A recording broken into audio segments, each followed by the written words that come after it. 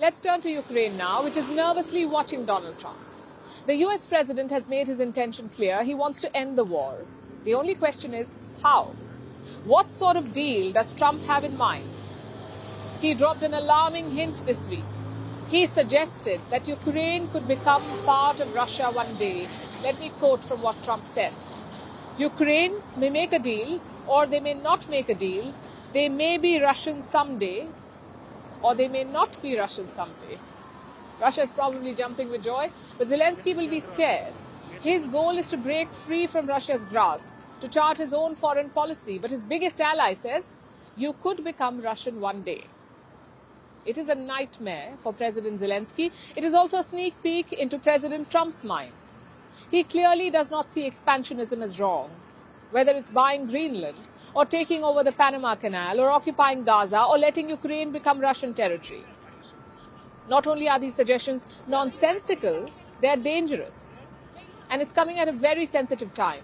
Vice President JD Vance is in Europe right now. He will be attending the Munich Security Conference this week, and there he will meet President Zelensky of Ukraine. Kiev would have been hoping for encouraging signs, but after Trump's remarks, who knows? You see, Zelensky has been trying very hard to win Trump over. Last month, he almost cracked the code. If you want Trump's help, you must give him something in return, and Zelensky chose Ukraine's mineral wealth.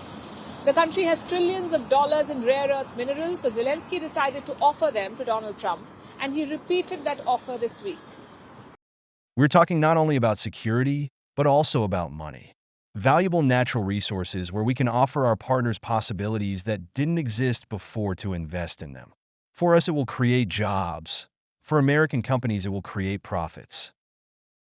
Well, that seems to be Zelensky's plan A, sell resources for Trump's support. For a while, it seemed like he took the bait. But these latest remarks will worry Kiev. Zelensky's plan B is negotiation. He wants security guarantees before ending the war.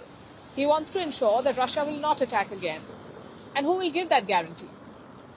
Europe may be willing to, but Zelensky is not happy with that. He says America must give the security guarantees. If not, they're not real. Well, first of all, ouch. Europe has waxed eloquent about protecting Ukraine from Russia, but Zelensky says you can't do it alone. I'm sure that hurt. And secondly, will America give those guarantees? It seems unlikely at the moment. Guarantees may involve putting boots on the ground, but Trump's defense chief has rejected the idea. Would you be open to sending U.S. troops into Ukraine to track weapons shipments? We are not sending U.S. troops to Ukraine. Zelensky also has a plan C, a land swap. Ukraine holds Russian territory in Kursk.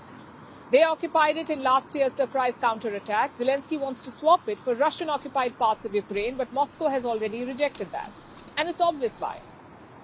Russia controls around 20% of Ukraine's land. Kiev controls a tiny slice of Kursk.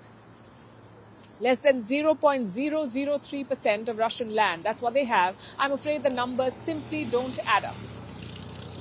But all of this reveals Zelensky's desperation, his offer to sell national resources, his plea for US guarantees, his offer to swap occupied lands.